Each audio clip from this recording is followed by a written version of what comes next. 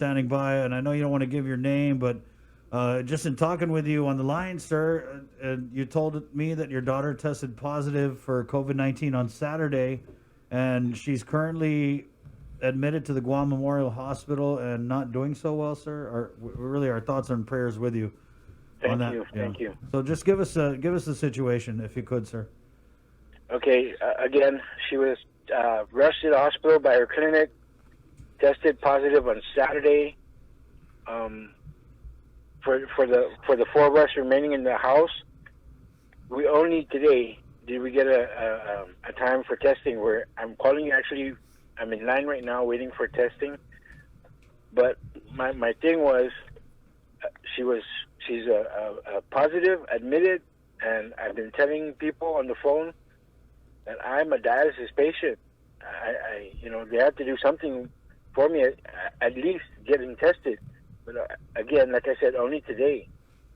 So contact tracing, that's bullcrap, because up until yesterday, was Tuesday, these public health officials are calling my house asking to speak to my daughter. How could they not know that she's been admitted? And why are they calling? Why are they calling me at home looking for her? That's just what I wanted to put out there. I want to say that some health officials are blaming the general public for this, for the problems. There lies the problem in this contact tracing.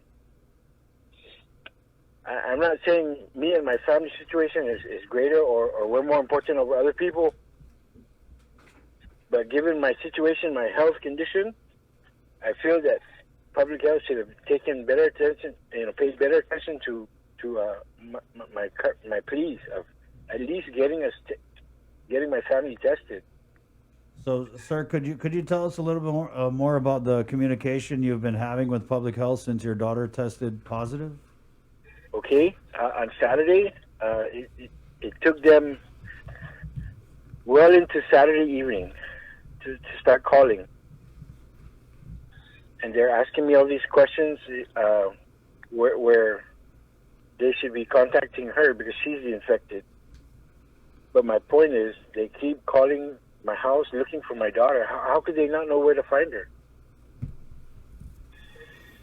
Once she was tested positive, GMH should have made the proper calls to public health to notify them of my daughter's situation, correct?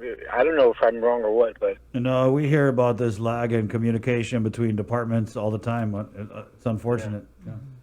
So, sir, as a dialysis patient, I mean, you're in this category. We just had a couple doctors on, and exactly what prompted me to call, because public health is just not... I mean, okay, granted, they're overwhelmed. But what are these tracers for? When they should listen to individual cases as they're calling and assess the family's needs as they arise. Sir, how old's your daughter? 23. 23? Was she experiencing, I guess she was admitted to GMH, so Yeah. she must have been experiencing complications. Did she have any other On comorbidity? Wednesday last week, from the clinic, they told her, go home, take Motrin, and rest. Stay off of work for a couple of days. Saturday comes, and her symptoms are worse, just like really, really bad flu. Body aches, temperatures, coughing, sore throats. But no fevers, no high fevers. And then when we took her to the clinic on Saturday, and then all of it happened so fast that she's being bused to GMH by ambulance. And then when she finally got there and had the test done, she had called us and notified us that she's positive. And said, "Oh my God! I mean, this all happened so fast in the blink of an eye." People out there are taking this thing lightly, and they do not know what it feels like when you're sitting at home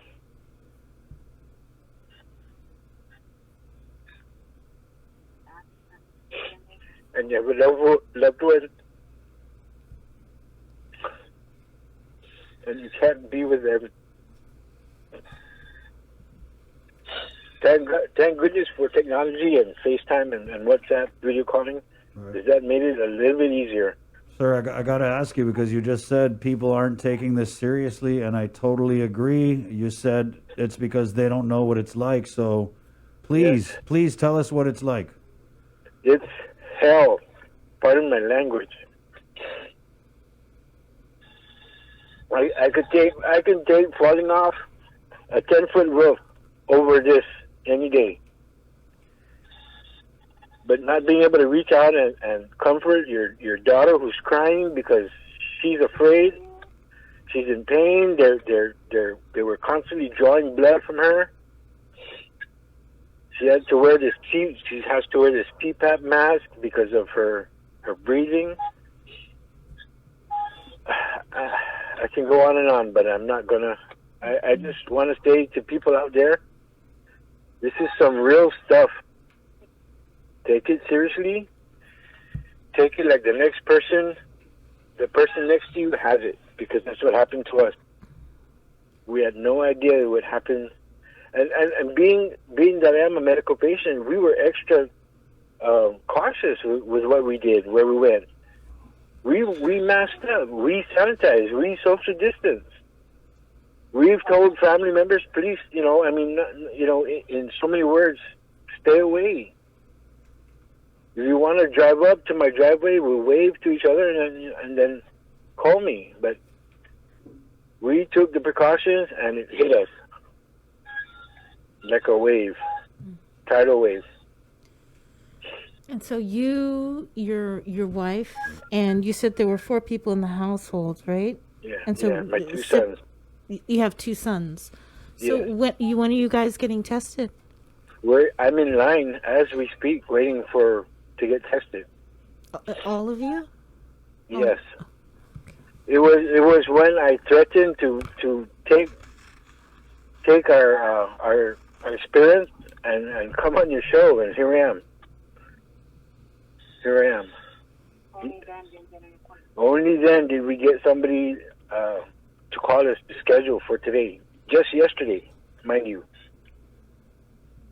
But it took me threatening them to take this to the airwaves, and boy oh boy. That's unfortunate. It would have to go that far. I know. I mean, unfortunately, it is sad, but it's true. It happens. Me and my family were living experience of it.